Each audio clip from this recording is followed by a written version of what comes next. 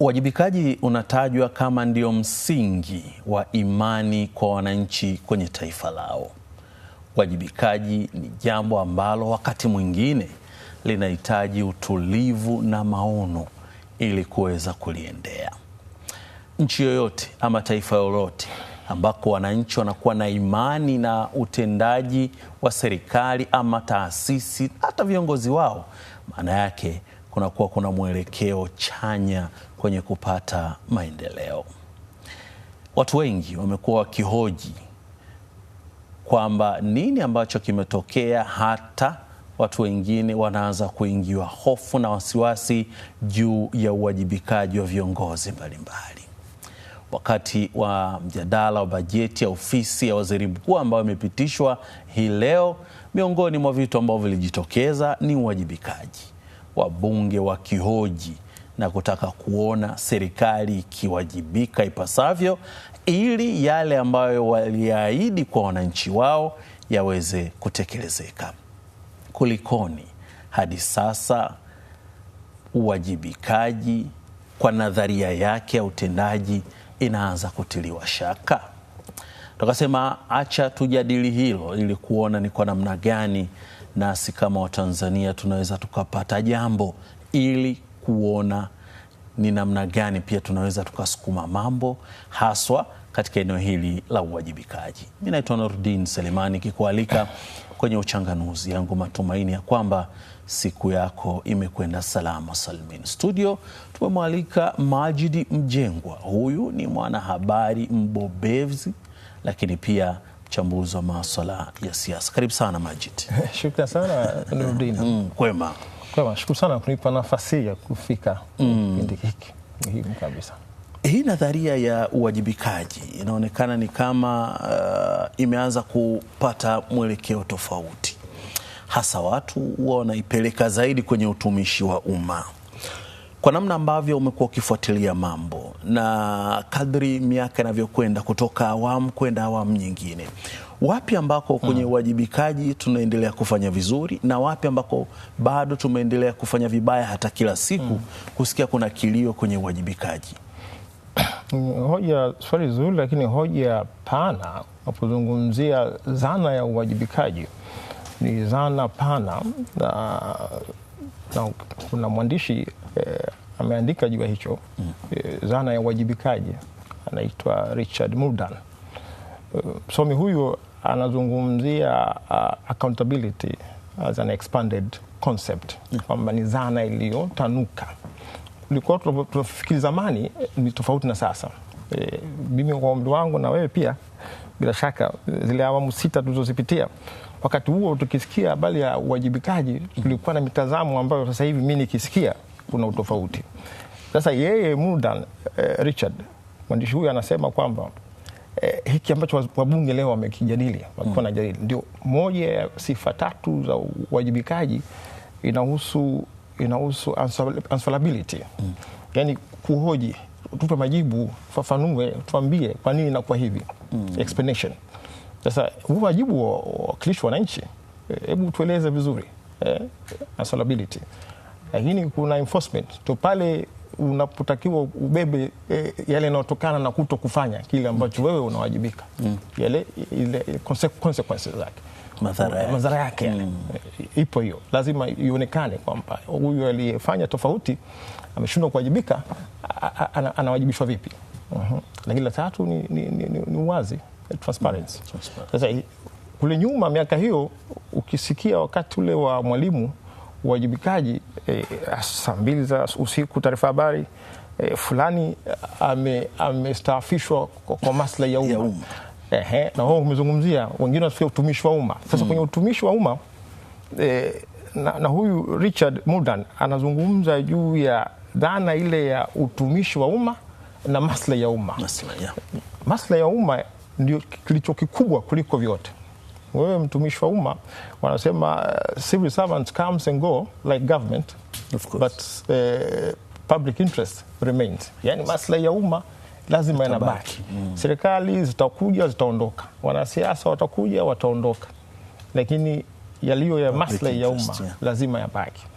Sasa wakati ule wa Mwalimu ukiona mtu anasema fulani ameondolewa kwa maslahi, kwa manufaa ya umma. Sasa umma unaona kwa mbele sasa kwa manufaa ya umma. Hizo ndio sababu zake. Tulizoea hivyo, na kuna wakati anaitwa Edwin Mtei marehemu huyo.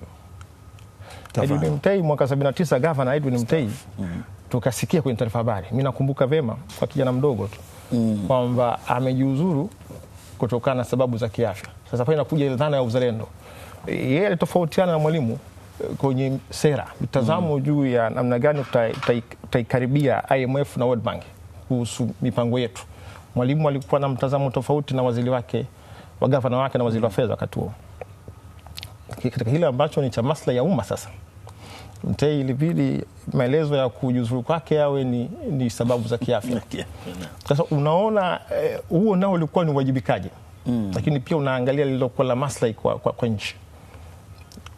Mzee Mwinyi marehemu, yeye alikuwa waziri wa mambo ya ndani.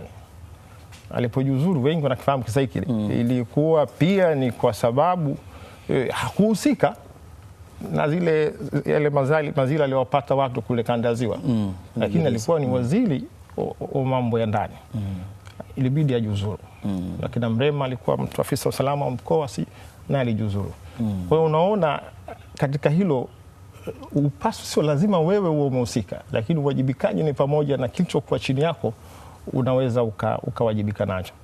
Navyo shida sasa imekuwa wapi? Kwa nini leo hii hatuoni haya? Kwa sababu hii mifano ndio ambayo inatujengea na kuona ni kwa namna gani mtu anapaswa kuwajibika, ni kwa namna gani mtu anatakiwa kuweka maslahi ya umma mbele na si yeye.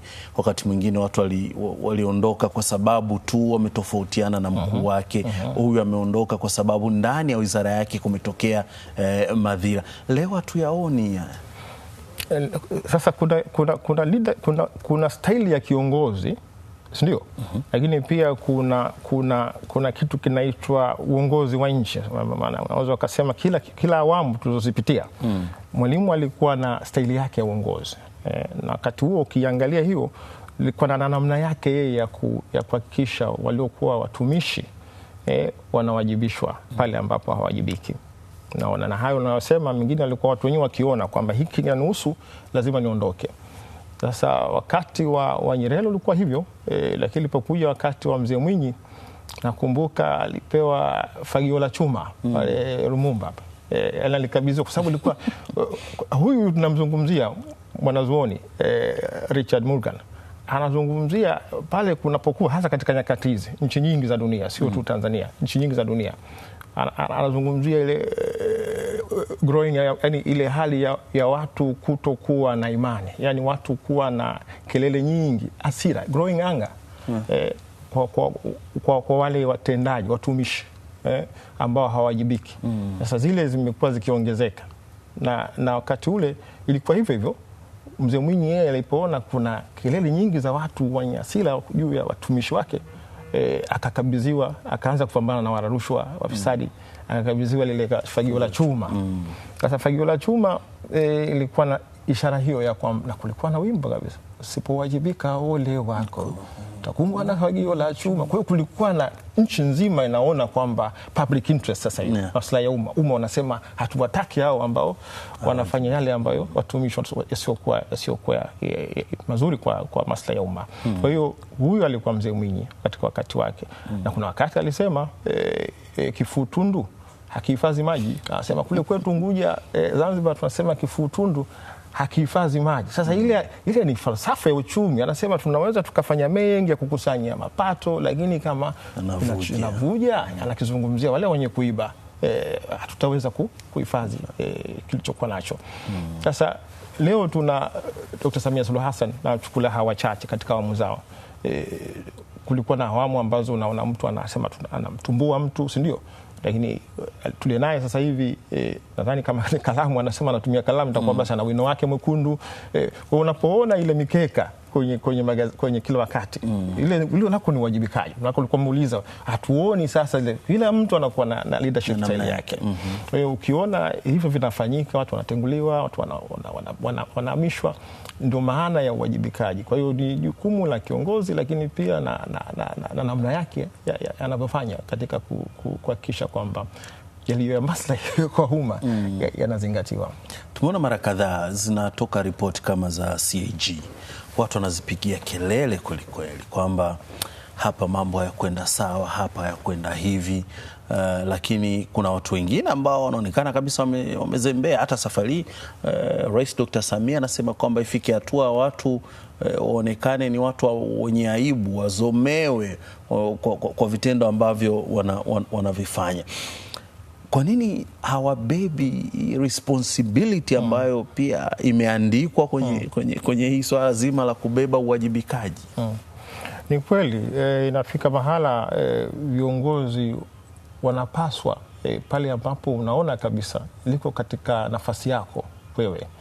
Sio lazima kwamba hujafanya wewe, lakini wewe ndio mwenye dhamana ile eneo ambalo linaonyesha kwamba kuna makubwa yamefanyika yenye kuhusiana na rasilimali za umma kwa zimepotea.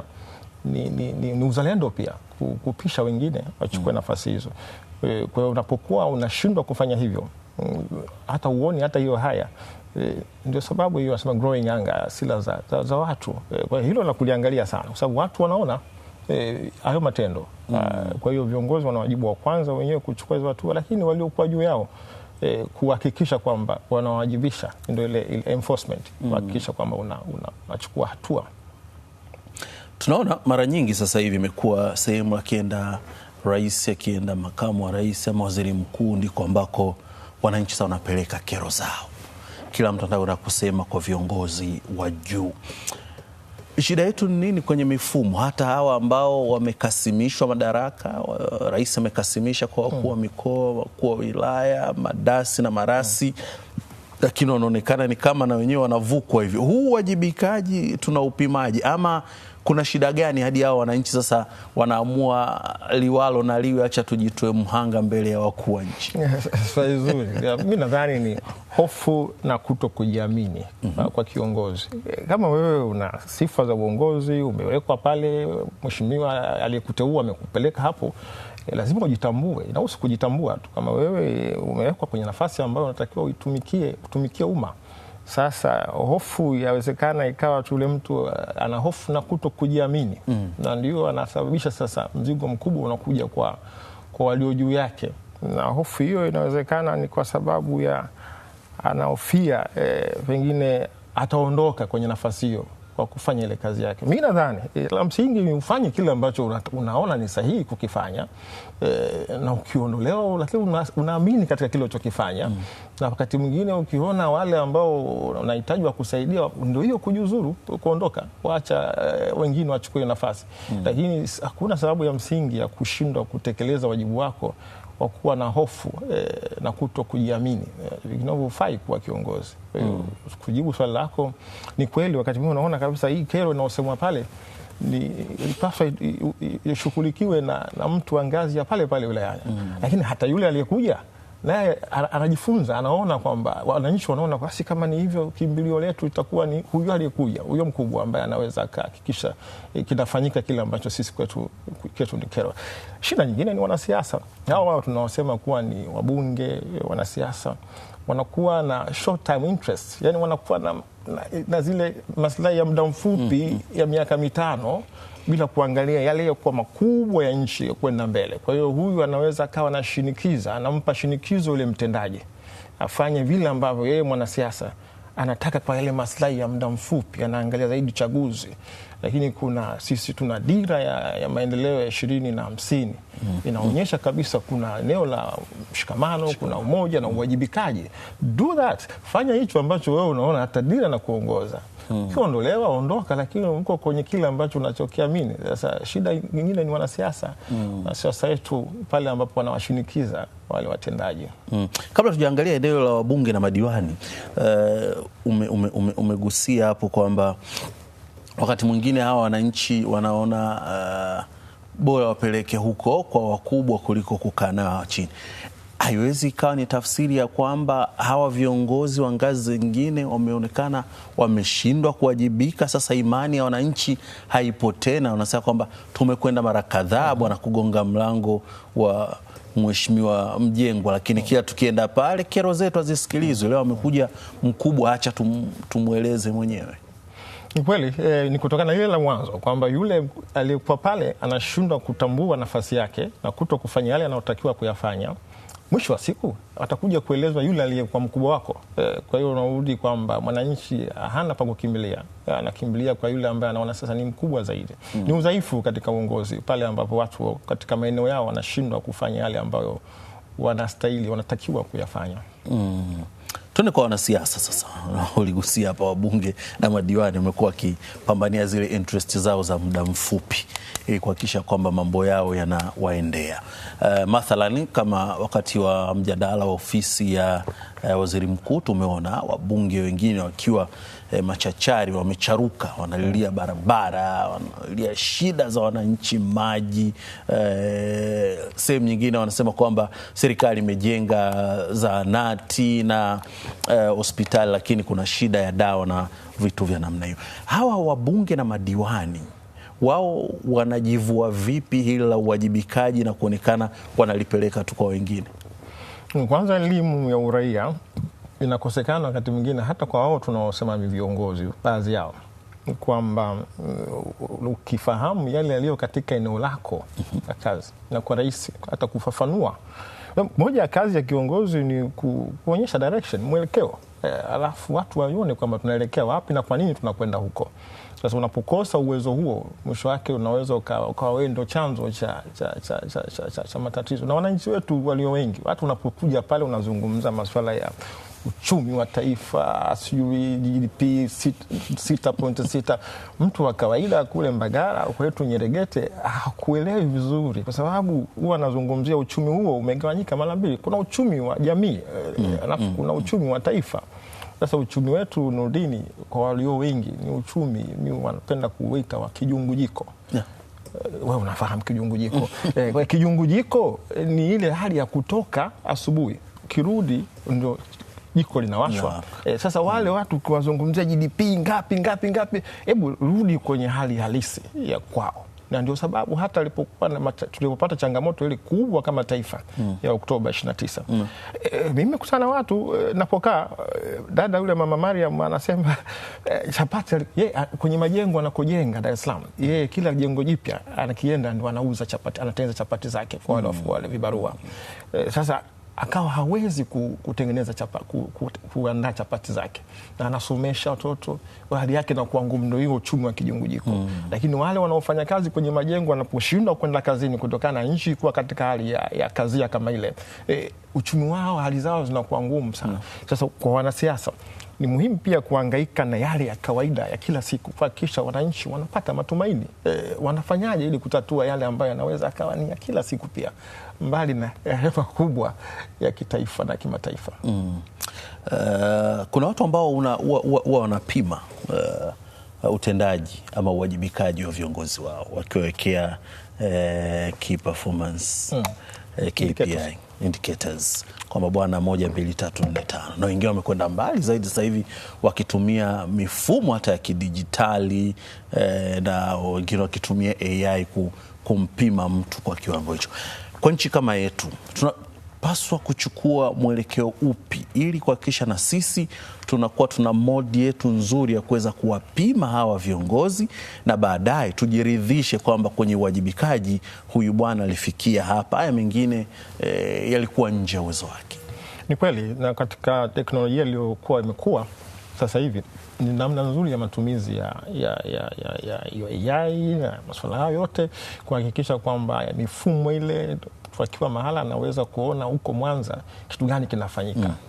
Na wenzetu huko tayari wanafanya hivyo. Makusanyo yakafanywa katika namna ya kuona kwamba kule hawakusanyi vya kutosha, leo huko wanakusanya zaidi, kwa nini na kwa hivyo. Kwa hiyo eneo la uwajibikaji kwa kutumia teknolojia leo lingeweza kuwa linafanywa vizuri zaidi, na tunao wataalamu ni kuwapa hiyo nafasi na wapa hayo mamlaka, hiyo nguvu ya kufanya hiyo kazi bila kuwa na hofu, na uwezo wa kwenda kwa kasi zaidi kwa kutumia teknolojia, kwa sababu wenzetu wanafanya hivyo. Yani kwa mfano, kuna nchi leo katika Afrika jengo moja tu linaweza likawa na ndani ya hilo jengo kupitia teknolojia ukaenda mahala pa BRELA, ukaenda mahala si pa nini, na hiyo uhangaiki kwenda kwenye majengo mengine. Kwa hiyo huko natakiwa ndio twende kwa kutumia teknolojia, na hiyo inahusu wajibikaji pia. Sio kosa ile hali ya uwazi, transparent, ndio maana rushwa zinaanza kuingia, kwa sababu kila kitu kinakuwa kimefichwa, lakini ukiwa na uwazi kwa kutumia teknolojia unaweza ukaona wewe una siku 7 za kuhudumiwa. Unaziona pale kwa baada ya siku 7 unaanza kwenda kuwauliza wale, kwa nini sijahudumiwa wakati mmeniambia ni siku 7?